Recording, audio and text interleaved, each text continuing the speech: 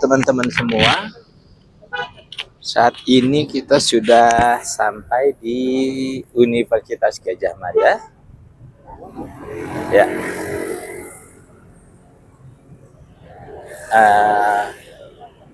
busnya kita baru mau masuk. Ya.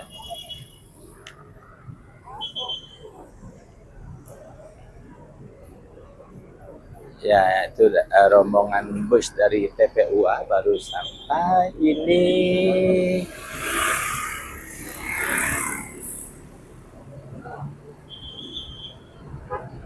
Pukul 10:30 ya teman-teman, baru sampai.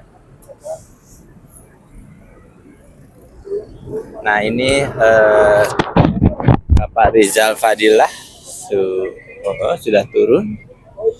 Itu juga Ibu Kurnia Tri Royani.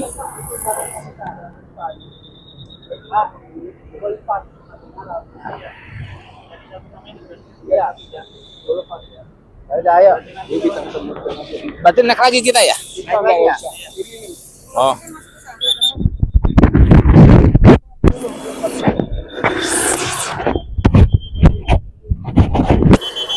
Ya teman-teman, kita akan ke Boulevard dulu. Nah ini udah pada sampai. Nah ini udah pada turun dari bus.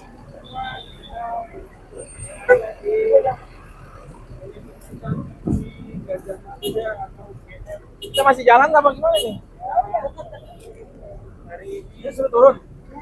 Turun. Turun. Ya teman-teman semua. Turun. Ya ini mulai pada turun ya tokoh-tokoh dari TPUA. Ya, oke. Ya, kita akan segera bertemu.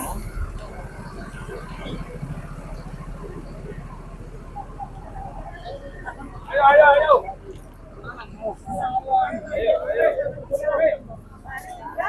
Ayo turun semua turun.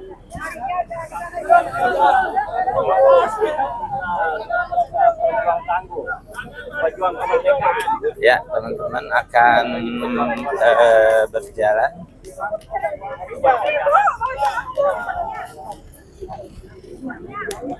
Ya.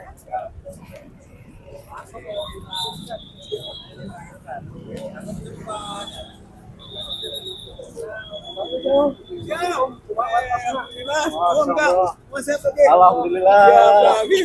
Ya alhamdulillah. Semoga. Jadi apa suara juga gini? Jadi itu masih ada lagi ya.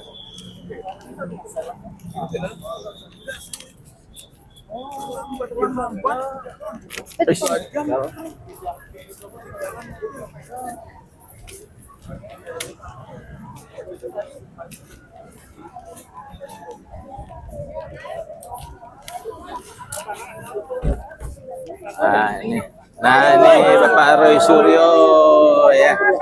Roy Suryo, teman-teman. Nah para tokohnya sudah berkumpul semua. Iya. Jadi teman-teman semua perlu saya laporkan bahwa selain TPUA ada beberapa elemen yang juga ikut ke UGM untuk mempertanyakan tentang keabsahan atau keaslian ijazahnya Pak Jokowi. Jadi selain TPUA itu ada dari aspirasi, ada dari KNPRI, dan ini juga ada pakar telematika yang juga mantan anggota DPR, yaitu Roy Suryo. Kita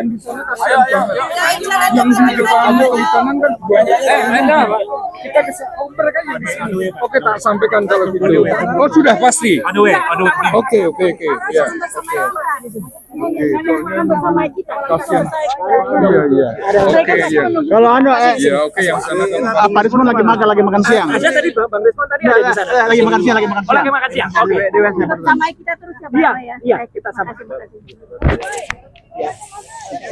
Hai. Suaranya ini suara. Wah. Bang Roy, Ya. terhadap sikap dari UGM ini gimana yang tiba-tiba mengatakan katanya ijazahnya hilang? Nah, Gini, acaranya mengatakan memang gini ya.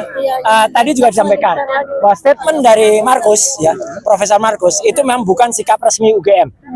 Jadi ya udah kalau gitu ya dia nggak usah terlalu banyak omong lagi gitu loh. Karena itu justru mendiskreditkan UGM. Saya cinta UGM, saya sayang UGM. Kami semua sayang. Jangan juga UGM itu menjadi bumper dari perlakuan yang tidak pas gitu. Statement dari Pak Prof Markus yang mengatakan itu ijazah itu hilang, terus katanya dia bilang oh itu bukan statement saya. Nah kalau bukan statementnya kenapa itu bisa keluar gitu dan viral gitu? Artinya apa? Tadi kita bertiga udah masuk, saya, Dr. Rismon dan juga Dr. Tifa itu diterima oleh 16 orang. Jadi nanti 16 lawan 3 tadi. Wah, tapi no problem bagi saya ya. Kita sempat diskusi, sempat agak meninggi, sempat agak panas dan ini terus terang, sempat hampir deadlock. Sempat saya sama Lirik sama Dr. Tifa kita walk out aja gitu. Tapi ya kemudian saya ambil nggak bagus nanti solusinya. Akhirnya kita pengen lihat lah gitu. Saya harapkan UGM itu tadi itu siap dengan semua bukti. Kan dia bilang punya 36 bukti gitu kan. Ternyata ya kita hanya diterima narasi aja. Hanya orang. Terus kemudian kita tanya ini buktinya mana gitu. Sempat ada satu orang yang mengatakan ini nanti melanggar undang-undang privasi gitu, keterbukaan publik. Saya bilang, saya lah penyusun undang-undang keterbukaan publik tahun 14 tahun 2018. Dulu saya di DPR Komisi 1 mengesahkan itu. Undang-undang perlindungan data pribadi, saya ikut yang menyusun sampai dengan 2019 gitu. Jadi itu harus keluar. Akhirnya skripsinya dikeluarkan. Nah, begitu skripsi dikeluarkan, ada beberapa fakta baru yang menarik di situ ya. Bahwa skripsinya Jokowi itu memang tidak ada tanggalnya ya, kemudian tidak ada ini ayo dokter, nah ini tadi bersama dokter Tifa tadi ya, tadi tidak ada tanda tangan nama dosen penguji juga nggak ada, tidak ada nama Kasmujo selaku dosen pembimbingnya. Dokter Tifa juga sudah menyaksikan bahwa pada skripsi mahasiswa lain ada nama dosen pengujinya ada gitu ya. Oke. Ya. Itu sementara. Jadi intinya gini, kita banyak temukan hal-hal baru yang itu insya Allah itu bisa menarik untuk nanti diteliti lagi. Dan tadi ketika Dokter Tifa mengatakan, berarti kalau gitu Jokowi itu mengalami demensia gitu. Nah itu hampir agak ramai. Tapi kita bilang nggak usah ada yang saling menjaga. UGM pertahankan jati dirinya mandiri saja. Gitu ya. Ada teman baru dan hampir saja deadlock. Tapi yang jelas besok ijazah itu memang harus ditunjukkan. Dan itu ijazah memang dibawa oleh yang bersangkutan. Kalau di sana nggak bisa menunjukkan, ya sudah publik bisa menilai sendiri. Ini ya. Ini mikrofonnya siapa? Ini mikrofonnya siapa?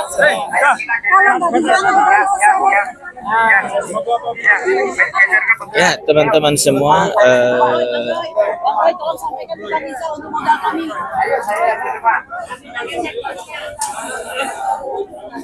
Ayo sambil jalan kita. Ayo.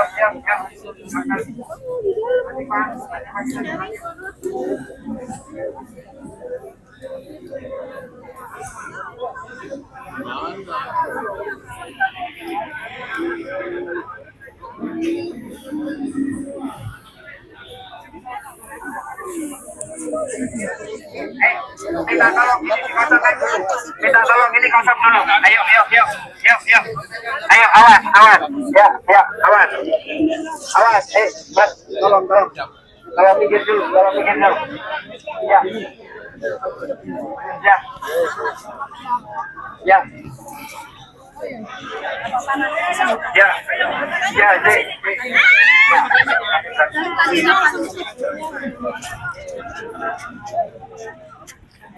Ya teman-teman semua, ini ada aksi di pelatarannya Gajah Mada. Ya, kita menuju ke situ. Ini saya nggak live kan karena memang khawatir sinyalnya tidak bagus. Ya, ini Kagama mendukung klarifikasi ijazah Jokowi. Yang lain di bawah ya, Kita nanti foto-foto, tapi nanti dulu. Ger, Ojolali, Panggawe, Nito, teman-teman Marai media silakan Ciloko. mengambil gambar. Liplen spanduk dibentangkan. Nanti Bang Roy Suryo dan Dr. Tipa akan menyampaikan aspirasinya. Kasih Dr. Tipanya biar di atas. Dr. Tipanya kasih jalan dulu. Mak kalau Dr. Tipa dikasih jalan. Dikasih jalan, dikasih jalan.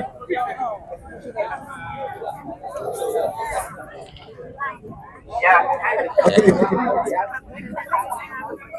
Iya. Assalamualaikum wabarakatuh.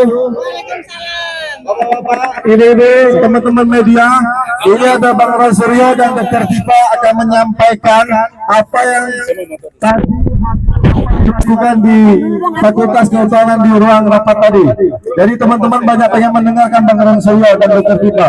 Mohon dijelaskan apa yang terjadi di sana, faktanya apa, teman-teman media silakan meliput. Waktu dan tempat Bang Roy Suryo menyampaikan. Ya. Tes. Bismillahirrahmanirrahim. Assalamualaikum warahmatullahi wabarakatuh. Rekan-rekan yang saya hormati, kawan-kawan media, juga para petugas keamanan, PAMDAL, dan termasuk kepolisian yang ikut menjaga kami. Terima kasih atas kebersamaan yang ada. Saat ini saya bersama Dr. Tifa, dan nanti akan ada Bang Resmond Asiholan Sianipar yang tadi juga kami ikut masuk. Itu kami akan menyampaikan poin-poin penting. Yang pertama adalah kami tadi akhirnya diterima, dan kita juga sempat menunggu-nunggu, tapi alhamdulillah sekarang sudah bersama kita rombongan dari Jakarta, Pak Rizal Fadilah dan kawan-kawan, mana Pak Heru, dan kemudian juga yang sempat ada kendala ketika di jalan. Puji Tuhan, ya Allah SWT, mereka sudah selamat sampai dengan di Jakarta meskipun terlambat, ya. Jadi sayang tadi dia bisa datang. Dari total kuota 5 orang yang tadinya mau diterima, akhirnya kami hanya bertiga tadi. Saya, Dr. Resmond, dan Dr. Tifa. Dan yang membuat kaget apa? Kami diterima oleh 16 orang. Dr. Tifa sampai sempat mengatakan, ini nggak fair. Karena mereka lengkap. Ada 2 purek.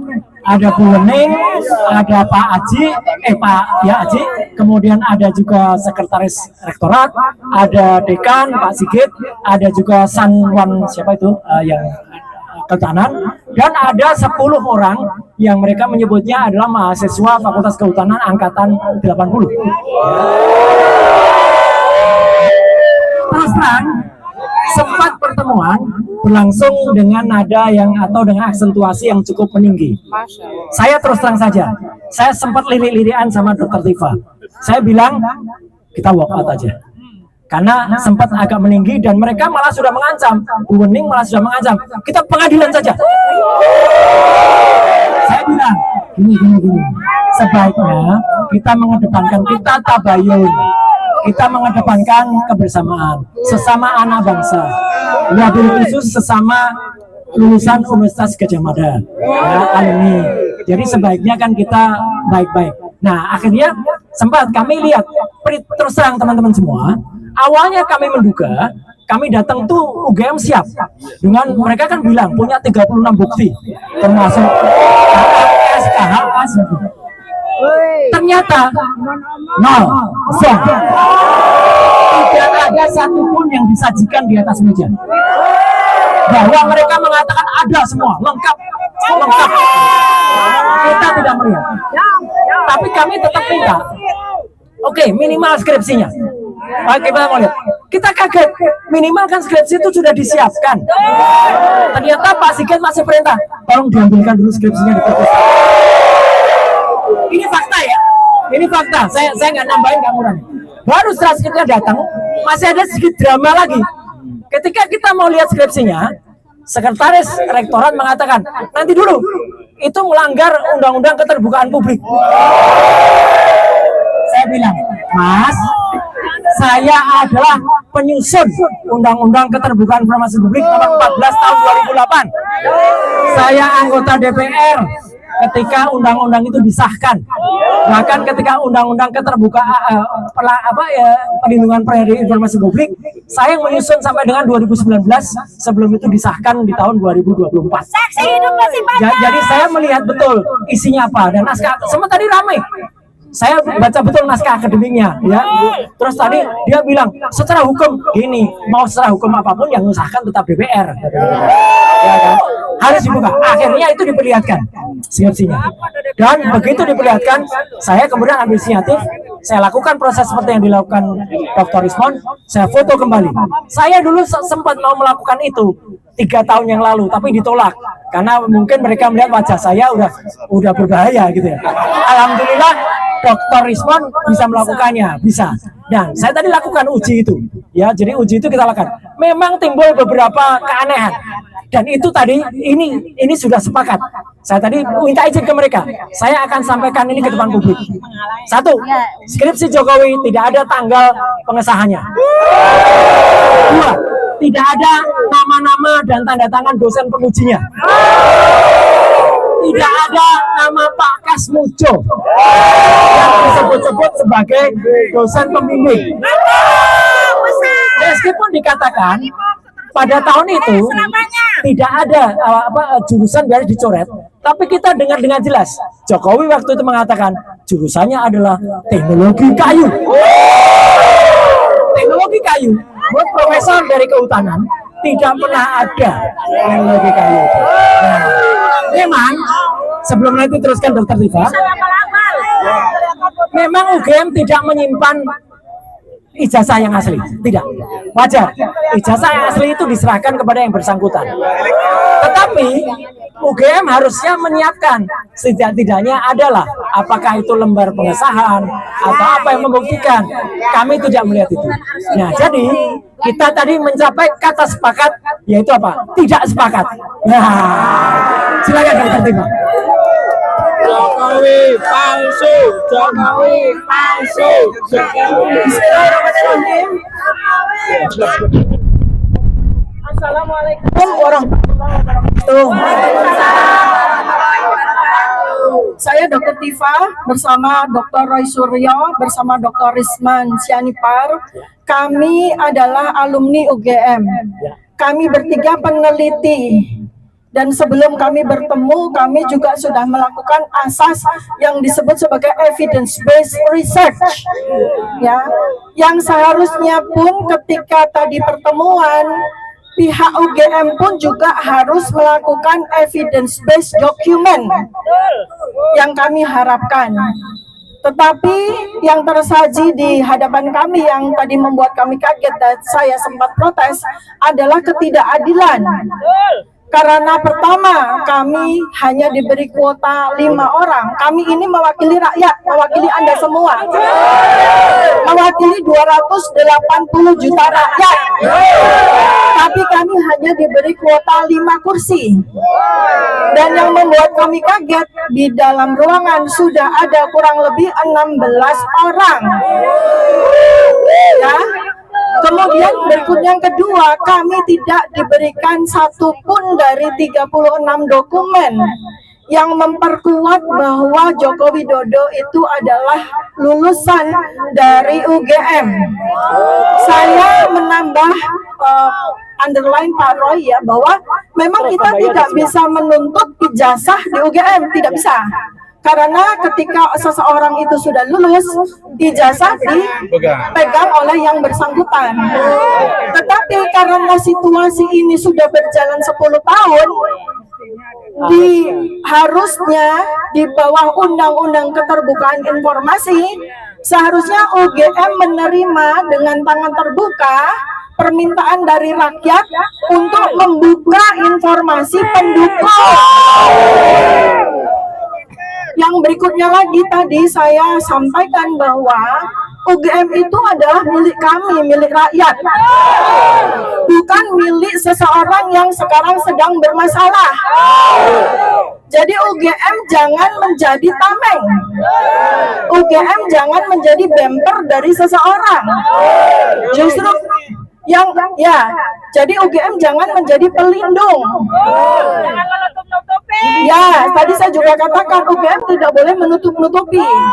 Dan yang lebih penting dari yang tadi saya sampaikan adalah UGM itu harus bersama dengan kami, bukan bersama dengan seseorang yang bermasalah. Kalau tadi ada wacana pengadilan, itu artinya adalah pengadilan rakyat bersama UGM terhadap yang bersangkutan. Ya, jadi tadi saya juga sampaikan ketika situasi sudah mulai deadlock, saya sudah sampaikan kenapa UGM tidak merangkul kami para peneliti yang lulusan UGM bersama-sama dengan ahli yang ada di UGM sekarang. Ayo kita bersama-sama secara objektif melakukan penelitian, penyelidikan, riset dan terhadap dokumen-dokumen atas nama yang bermasalah. Ya, itu yang saya sampaikan. Kemudian berikutnya, ketika kami tadi sudah kecewa dan kami akan walk out karena situasinya menjadi debat kusir. Ya, UGM itu tidak mampu untuk menyampaikan sebagai marwahnya seorang akademis. Sedangkan Dr. Rismon, Pak Roy Suryo, saya membawa bukti-bukti ilmiah akademis. Ya, tetapi yang ada malah akhirnya jadi debat kusir. Nah, makanya kami kemudian sampaikan, ada nggak dokumen yang bisa kita pegang untuk kami buktikan kepada rakyat. Akhirnya skripsi yang kami minta baru di saat-saat terakhir last minute baru diambil dari perpustakaan. Terus di situ dari 16 orang itu juga ada beberapa orang yang mengaku sebagai alumni Fakultas Kehutanan UGM angkatan 1980. Mereka sudah mempersiapkan ijazah dan skripsi masing-masing. Saya bilang, kami tidak perlu skripsi Anda. Kami tidak perlu ijazah Anda. Nggak usah diperlihatkan kepada kami. Yang kami butuh adalah ijazah Joko Widodo. Yang kami butuh adalah skripsi Joko Widodo. Nah, alhamdulillah kami sempat kemarin setelah beberapa menit kami pegang.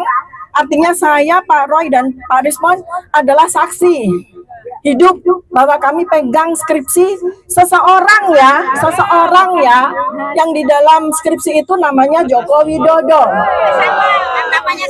Tapi dengan mata kepala kami sendiri, ya, kami jelas melihat banyak beberapa keanehan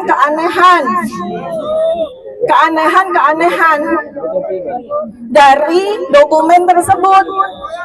Dan semakin aneh lagi ketika kami minta salah satu dari yang membawa skripsi untuk kami bandingkan. Ternyata skripsi yang mahasiswa satu ya, yang diperlihatkan kepada kami, ternyata lembar pengesahannya ada nama-nama dosen penguji. Di mana di skripsi Joko Widodo tidak ada nama-nama dosen penguji. Kemudian kami sampaikan kepada pihak UGM, kalau rektor itu pada dasarnya tidak punya hak maupun kewajiban apapun untuk ikut di dalam urusan ini. Jadi kalau rektor ataupun dekan tidak memiliki statement apapun, sebaiknya diam saja. Jadi diam saja, kecuali nanti kalau memang ada pengadilan, rektor akan diundang sebagai saksi ahli baru bicara rektor, atau dekan sebagai saksi ahli baru bicara. Di luar itu saya sampaikan jangan bilang apapun. Termasuk kepada para profesor-profesor yang mengaku katanya ijazah Jokowi ada tapi hilang.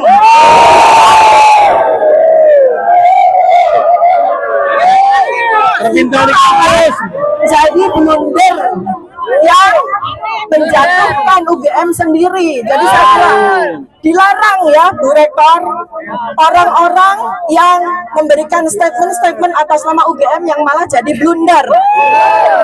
Tapi belum.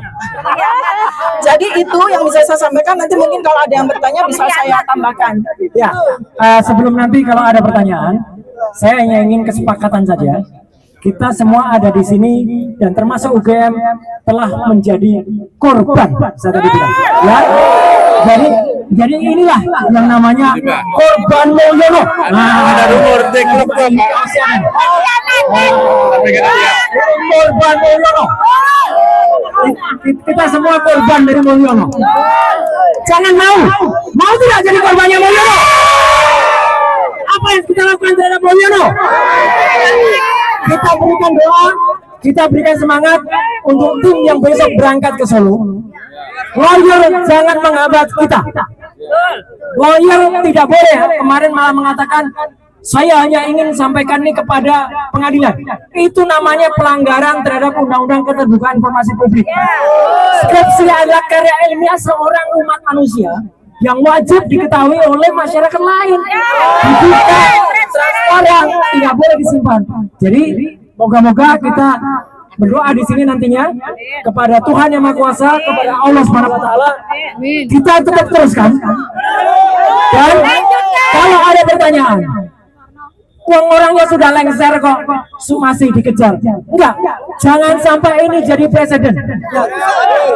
Sekarang bapaknya, anaknya juga melakukan hal yang sama. Itu bisa dimaksudkan. Anaknya juga mengalami proses pendidikan yang tidak jelas. SMA-nya tidak jelas, S1-nya tidak jelas, S2-nya bohong. Ya. Jadi itu yang bisa kita sampaikan. Kalau ada pertanyaan, 1, 2, silakan. Yang agak keras. Ya. Roy, rumor klub itu apa?